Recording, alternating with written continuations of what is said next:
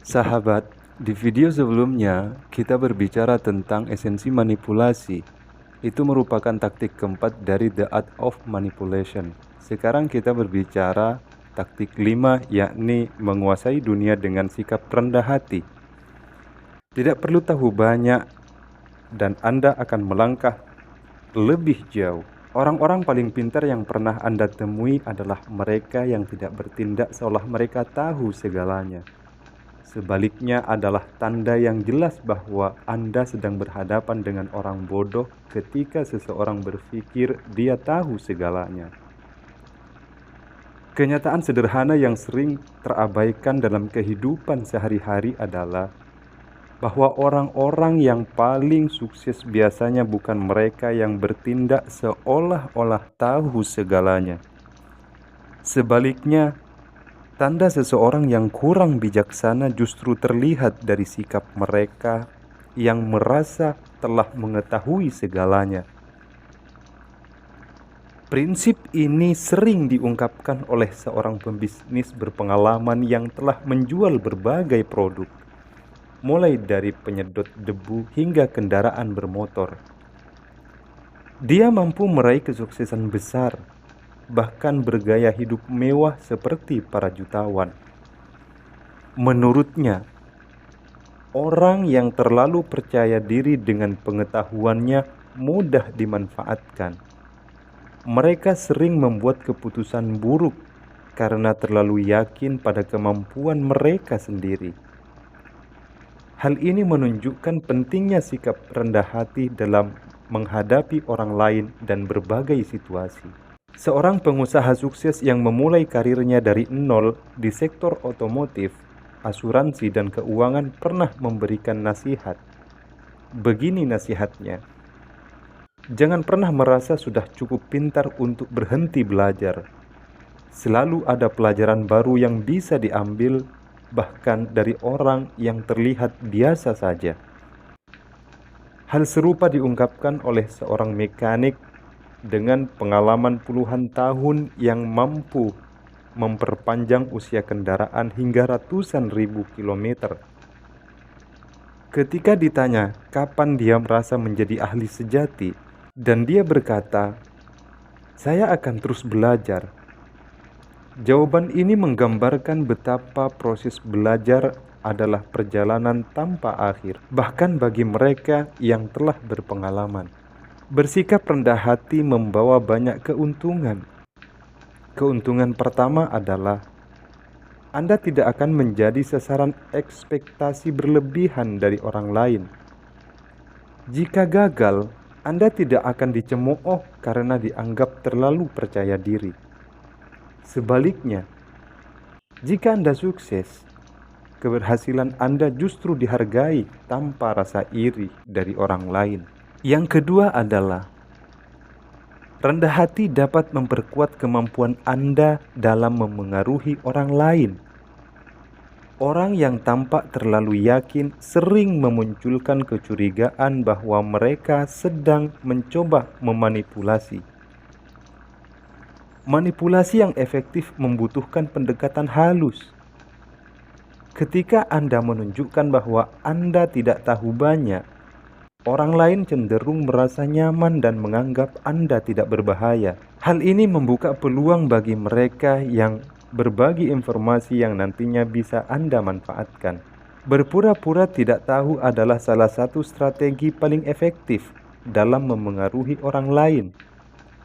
Ketika Anda terlihat kurang berpengalaman, hampir tidak ada yang mencurigai niat Anda. Orang yang merasa lebih pintar justru akan dengan sukarela membantu Anda. Sebagai contoh, seorang penjual bernama Budi sering berpura-pura menjadi karyawan baru meskipun ia sangat berpengalaman. Pendekatan ini membuat calon pembeli merasa nyaman karena mereka tidak melihat Budi sebagai ancaman atau seseorang yang mencoba memanipulasi mereka. Strategi ini memungkinkan untuk mendapatkan kepercayaan dan menjual produk tanpa menciptakan kecurigaan. Selain itu, sikap rendah hati membuat orang lain lebih bersedia memberikan bimbingan. Kebanyakan orang senang merasa unggul dan cenderung terbuka terhadap mereka yang tampak membutuhkan panduan. Namun, manfaat paling penting dari rendah hati adalah kemampuannya untuk membuka pintu pembelajaran. Dengan sikap ini, Anda tetap terbuka terhadap ide-ide baru dan juga ide-ide yang terus berkembang seiring berjalannya waktu dan menemukan cara-cara yang lebih baik untuk mencapai tujuan Anda. Sikap rendah hati bukan hanya soal kesopanan, tetapi juga alat yang efektif dalam kehidupan. Ketika Anda menghindari sikap sok tahu, Anda menciptakan peluang untuk belajar, membangun hubungan yang lebih baik, dan memperkuat pengaruh Anda. Lebih dari itu, rendah hati membantu Anda menghindari jebakan berpikir bahwa Anda sudah tahu segalanya.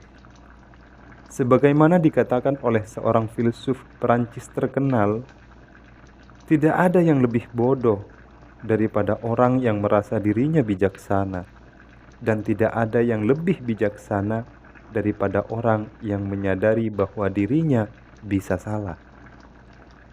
Dengan tetap rendah hati, berpura-pura tidak tahu saat diperlukan, dan memanfaatkan kelebihan ini, Anda dapat memperluas pengaruh Anda dalam kehidupan pribadi maupun profesional. Rendah hati dan mengakui kesalahan. Mengalah atau mengakui kesalahan seringkali merupakan langkah yang jauh lebih bijaksana dibandingkan membiarkan konflik berkembang menjadi masalah yang lebih besar. Konflik tidak hanya menguras emosi, tetapi juga dapat membawa dampak buruk pada finansial dan kesehatan fisik. Ketidakharmonisan dalam hubungan, baik di rumah maupun di tempat kerja, sering kali menimbulkan kerugian yang signifikan.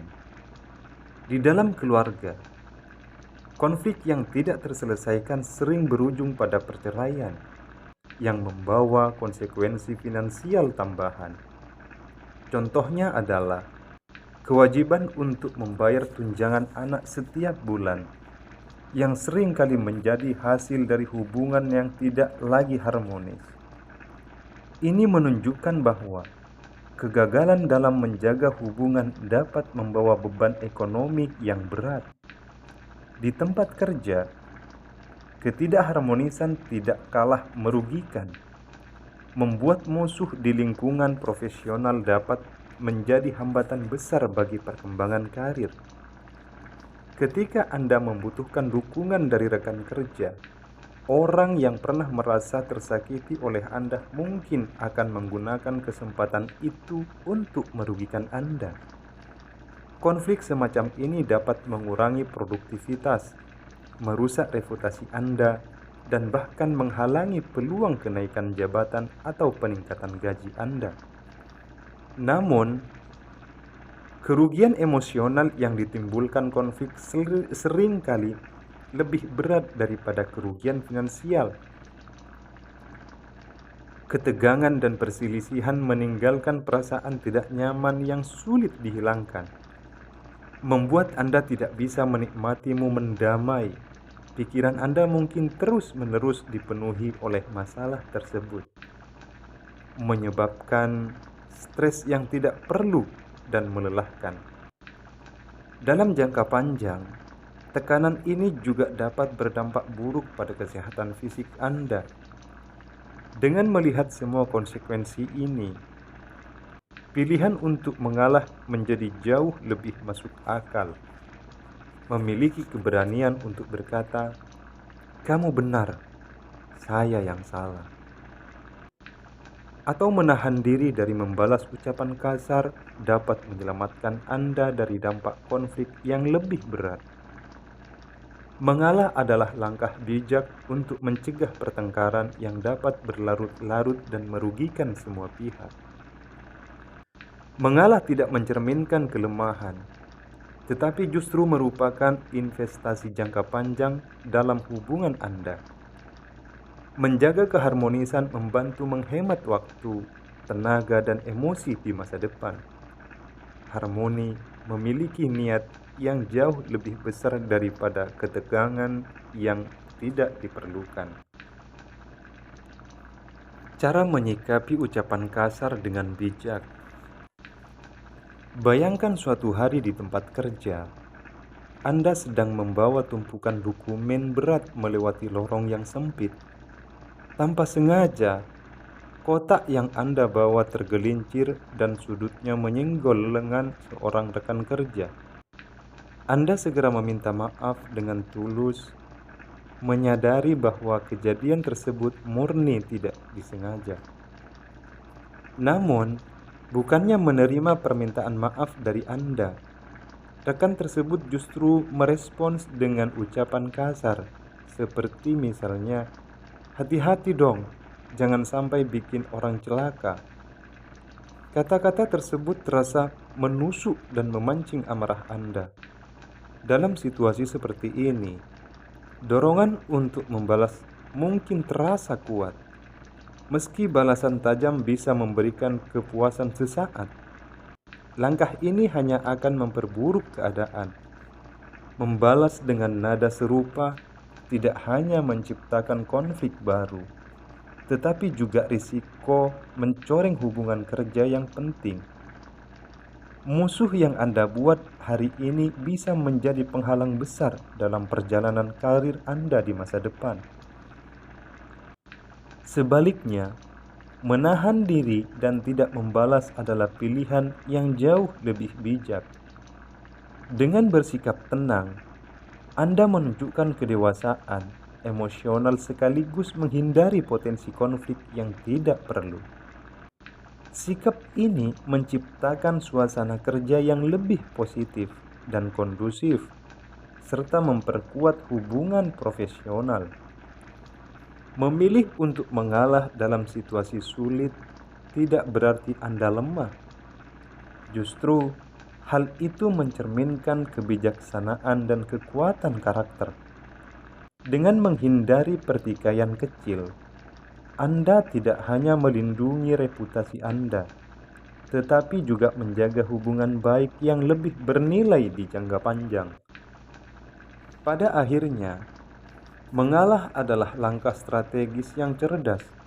Keputusan ini menunjukkan kemampuan Anda untuk melihat gambaran besar di mana keharmonisan hubungan menjadi aset berharga. Langkah kecil ini sering kali membawa dampak besar dalam membangun kehidupan yang lebih damai, harmonis, dan sukses.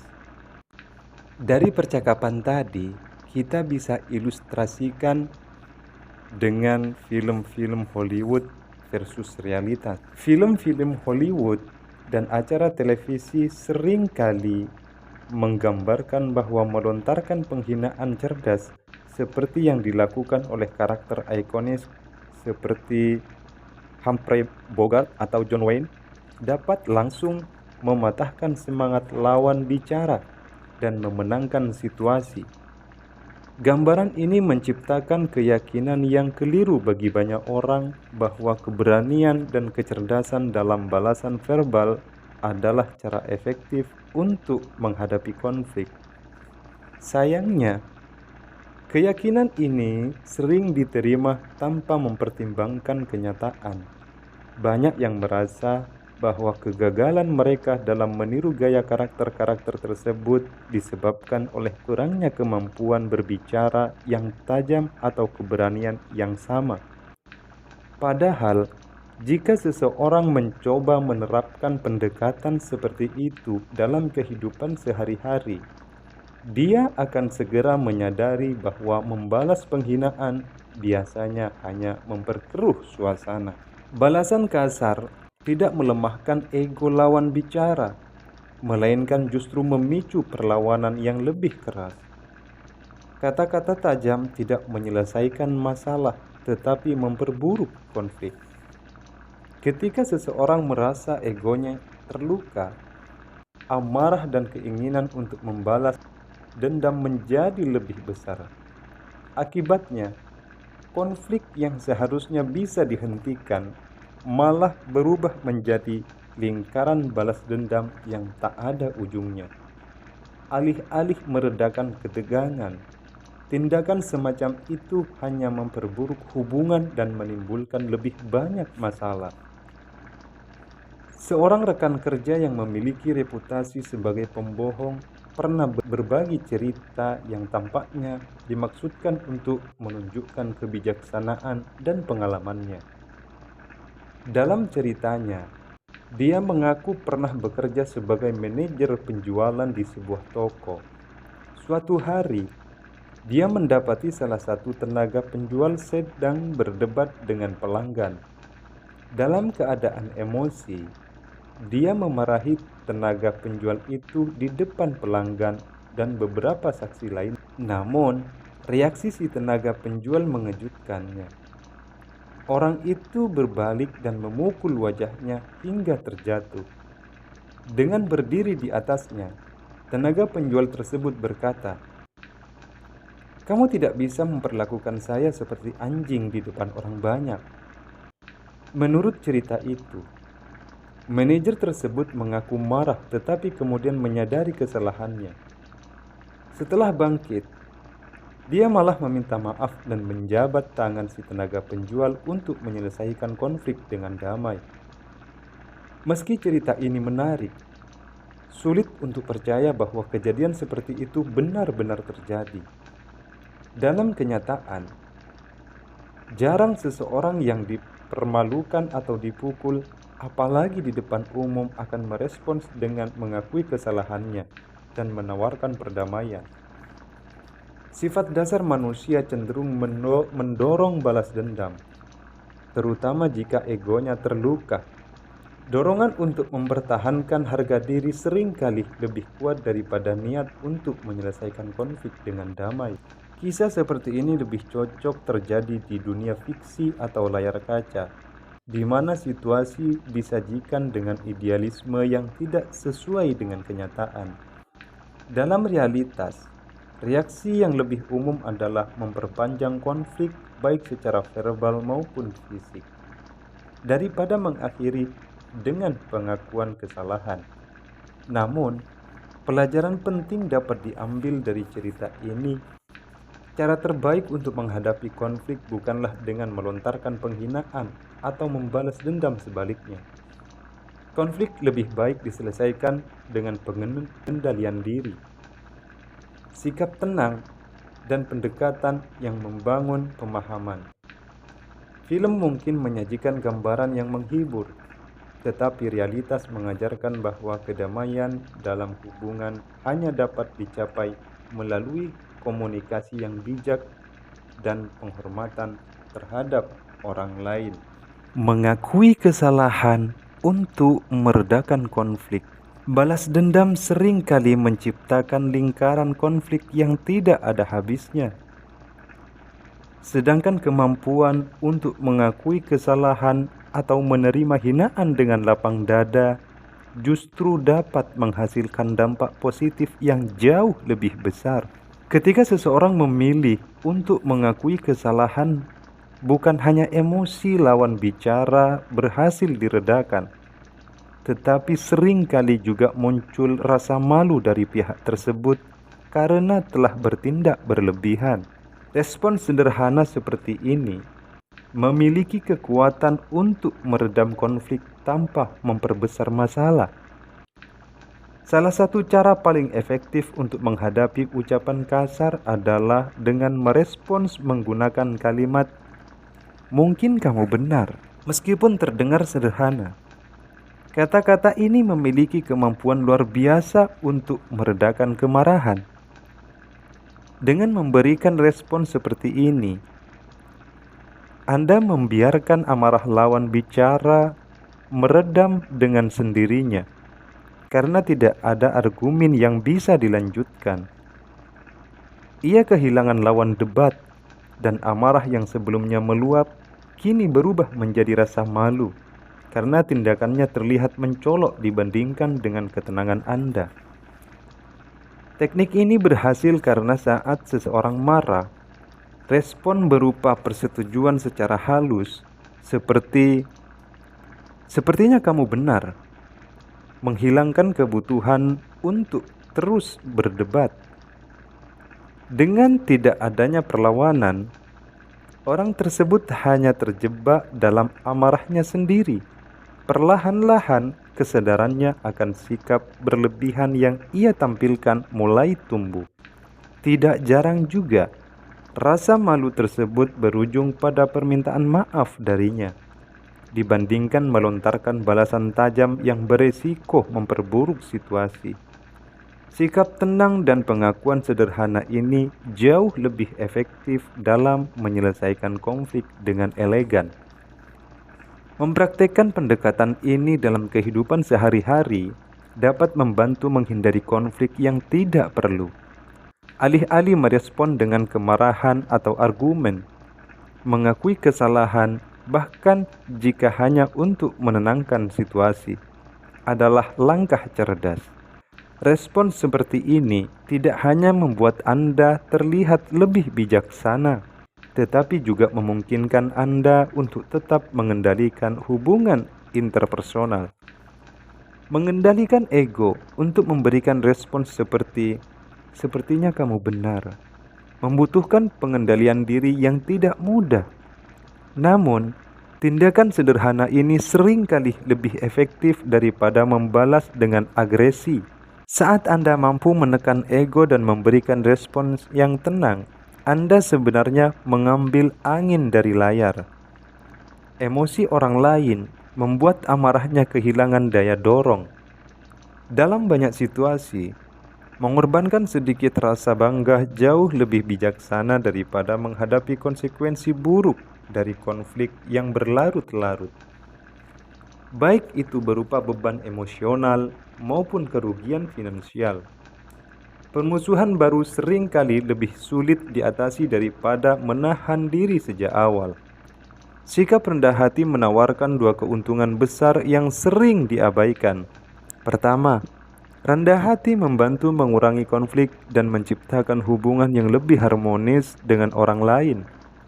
Orang yang rendah hati cenderung lebih mudah diterima di berbagai lingkungan sosial maupun profesional karena mereka tidak memancarkan aura superioritas yang dapat memancing konflik.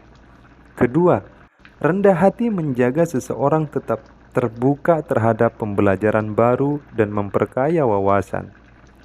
Orang yang rendah hati tidak terjebak dalam ilusi bahwa mereka sudah tahu segalanya, sehingga mereka lebih mudah menerima saran atau pengalaman yang bermanfaat. Mengendalikan ego dan memilih untuk bersikap rendah hati bukanlah tanda kelemahan, melainkan bukti kedewasaan emosional dan kecerdasan sosial. Dengan memilih sikap ini, Anda tidak hanya menghindari konflik tetapi juga membangun hubungan yang lebih baik dan membuka peluang untuk kesuksesan yang lebih besar. Sikap rendah hati adalah kunci untuk menjalani hidup yang damai, produktif, dan harmonis, sekaligus menjadi alat yang kuat dalam menciptakan hubungan yang positif dan bermakna di segala aspek kehidupan. Sekian sahabat video audio kali ini. Terima kasih sudah menonton. Jangan lupa subscribe, like, dan komennya untuk membangun channel ini ke depannya agar supaya jauh lebih baik. Terima kasih, salam sukses.